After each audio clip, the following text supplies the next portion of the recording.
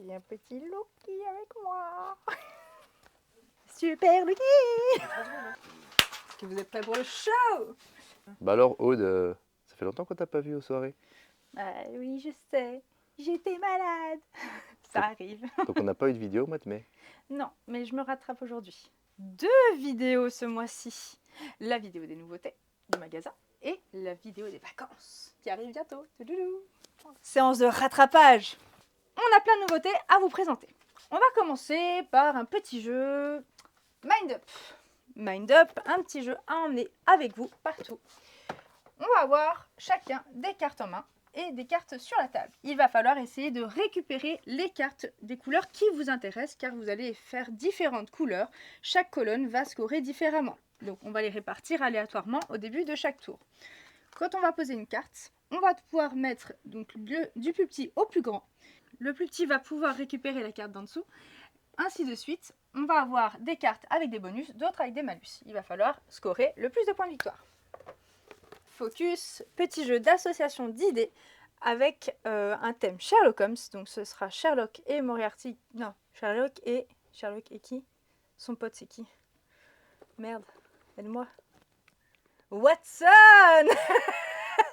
Sherlock et Watson ont envie de s'amuser à une petite soirée jeu, un jeu qui va durer 15 minutes sur les associations d'idées. On va avoir chacun une carte à faire deviner à notre partenaire, sauf que on ne doit pas parler. On doit utiliser d'autres cartes qui vont être des indices et essayer de jamais piocher la carte de notre coéquipier jusqu'à la fin de la partie, donc il n'y ait plus que chacun nos cartes respectives sur la table. Je vais vous présenter The Number. The Number, un petit jeu très malin où chacun va avoir une petite tablette Velleda pour écrire un numéro. Vous essayez de le faire le plus élevé possible, sauf que si vous avez en dessous de vous un numéro qui est déjà présent dans la ligne en dessous, votre numéro sera complètement annulé, il ne vaudra aucun point. Par contre, si vous y êtes arrivé, là, vous allez scorer le point de la centaine. Mais les 3 chiffres que vous avez utilisés ne seront plus utilisables pour les tours d'après. C'est un jeu qui va se jouer en 2 manches de 5 rounds à emmener partout avec du bluff, de la stratégie et de... Est-ce qu'on a parlé de trio ou pas la dernière fois? Est-ce que je le parle maintenant? Je vais vous parler maintenant d'un petit chouchou de tout le monde, Trio. Trio est un jeu où il va falloir faire des trios. Incroyable! On va avoir des cartes en main que l'on va classer du plus petit au plus grand. On va avoir des cartes face cachée au centre de la table et il va falloir essayer de mémoriser où se trouvent les différentes cartes pour arriver à faire toujours les trios. Donc on va pouvoir demander aux adversaires leurs cartes, plus petits ou plus grands, ou essayer de trouver sur la table. Dès qu'on a réussi à faire un trio, on remporte ce trio-là et au bout de un certain nombre, on a gagné. Est-ce que tu sais au bout de combien, Adrien? Au bout de 3 Au bout trios. de 3, voilà, 3 trios. C'est logique quand même. En plus, il est super beau. Et si on fait le trio de 7, on a gagné immédiatement. Exactement. On a l'extension de Mindbug en magasin. Toujours chouette de savoir qu'il est revenu en stock. Et l'autre extension qui vient d'arriver, c'est celle de Unmatch. Unmatch, je ne sais pas si vous connaissez, l'extension est aussi une boîte de base, donc c'est un standalone. Vous allez pouvoir jouer à 2 joueurs avec toujours un nouveau plateau recto verso dans chaque boîte. Là, les 2 personnages seront Houdini et le génie. Il va falloir vous affronter avec les différentes caractéristiques de votre personnage. Donc très très sympa de mixer avec toutes les autres boîtes ou de jouer juste avec celui-là suffira très très bien. C'est vraiment un style graphique très très intéressant avec un parti pris au niveau de la réinvention de ces personnages iconiques et un jeu vraiment stratégique très chouette à jouer à 2. En 20 minutes, vous sortez la boîte, tout est prêt déjà dedans, c'est un petit bijou. Je vais vous parler ensuite de Lumen. Lumen, je ne sais pas si vous connaissiez le jeu Trek 12. Voilà, on a un petit peu le grand frère de Trek 12, mais avec plus d'interaction. Donc, on est sur un jeu de roll and write. Chacun va avoir son plateau, on va lancer 2 dés, on choisira toujours le plus petit ou le plus grand, ou la soustraction des 2, l'addition des 2 ou la multiplication, comme dans Trek 12. On va les inscrire sur notre plateau Velleda Et quand on fait 2 fois le même chiffre côte à côte, on va pouvoir placer des troupes sur le territoire. C'est un jeu de conquête de territoire également. Donc là, on va ramener beaucoup plus d'interaction que dans le Trek 12, son grand frère. Si jamais on arrive à faire une suite, donc là, le 1 et le 2 sont reliés, on va pouvoir faire l'action de nos troupes. Donc chaque troupe a différentes actions possibles. On va pouvoir aussi les déplacer sur une autre partie du territoire. À la fin de la partie, il y a un jeu de majorité en fonction de la puissance de notre armée sur chaque case. Et on va pouvoir récolter le nombre de petites flammes bleues qui seront les points de victoire. Donc vraiment très bon jeu de stratégie, de conquête des territoires et de run and write. Quoi? Oh putain. Je l'ai dit ou pas dit? Dis quoi? Bah que c'est un jeu exclusivement de joueurs. Voilà, là maintenant tu l'as dit. Le deuxième joueur, il est là. Viens! Non, Thierry! Mais si. mais fuis. Non, toi viens. Oh, Je suis accrochée à toi Thierry. oh. Nous avons un cordon entre nous. Ne bouge pas trop. Attends, je veux que je réfléchisse. Mais non! Je suis nul en vidéo. Mais Je suis pas fait pour ça. Tu es très bien. Bonjour, on va vous parler de Mantis. Bonjour. Bonjour. Mantis est un jeu d'ambiance dans la même lignée que Exploding Kitten, donc les mêmes créateurs. Donc le but, en fait, ça va être de marquer un maximum de points. Vous allez avoir un jeu avec plein de couleurs de l'arc-en-ciel. Mais au dos de ces cartes, il y aura toujours 3 couleurs présentées.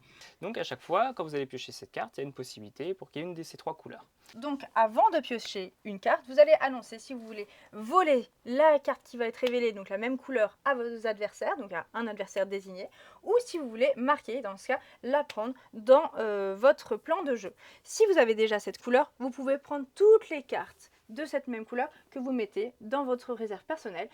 Donc dès que vous avez 10 cartes, vous avez gagné tout simplement. Très bien, pas mal.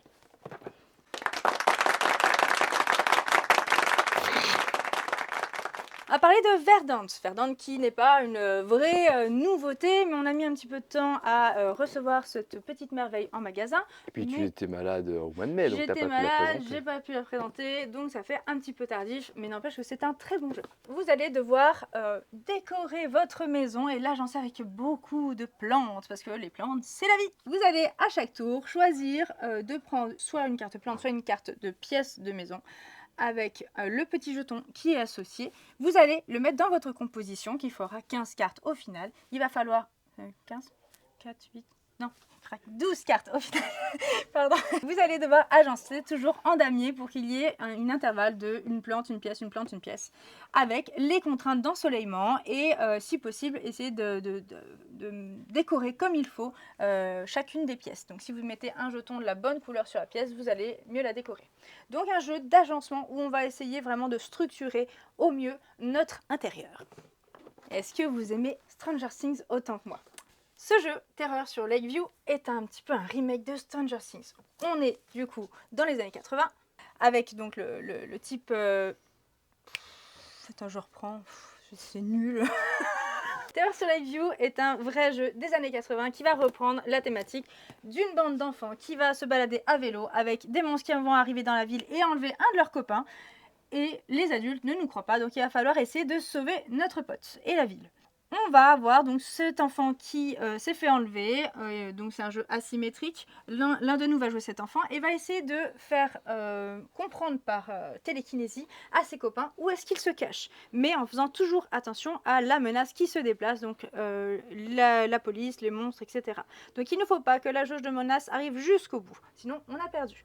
On va être équipé d'un vélo, on va essayer d'explorer différents lieux et il y a beaucoup de références aux jeux de rôle, etc. Donc vraiment c'est ambiance Stranger Things mais avec un style graphique très immersif, très sympa, années 80. C'est vraiment chouette comme jeu quoi. Donc c'est chouette de recommencer les parties avec différentes personnes qui se sont fait enlever. C'est bizarre comme phrase. Je vais vous parler maintenant de The Lost Code. The Lost Code, pour ceux qui ont aimé Break the Code ou Turing Machine, on est dans ce style de jeu. Vous allez avoir chacun un chevalet avec différents numéros de différentes couleurs et chacun en a un devant lui. Vous ne voyez pas votre propre code, c'est celui-là qu'il va falloir essayer de deviner.